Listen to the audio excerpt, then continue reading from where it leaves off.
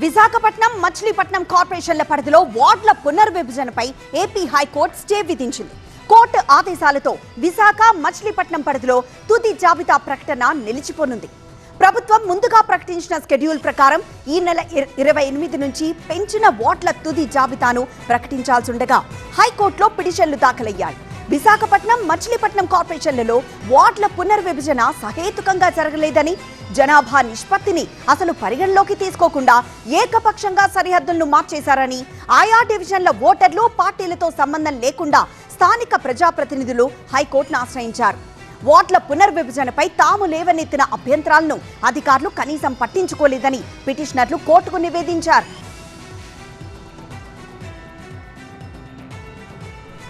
ఈ పిటిషన్పై అత్యవసర విచారణ జరిపిన AP high court vacation bench regular bench లో విచారణ జరిగే వరకు వార్డుల పునర్విభజనపై తదుపరి చర్యలేవీ చేపట్టద్దని ఆదేశాలు జారీ చేసింది.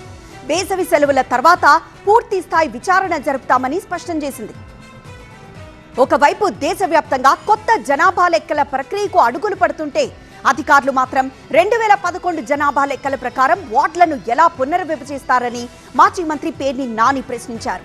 ప్రజల అభ్యంతరాలను పరిగణలోకి తీసుకోలేదు కాబట్టే కోర్టు స్టే ఇచ్చిందన్నారు.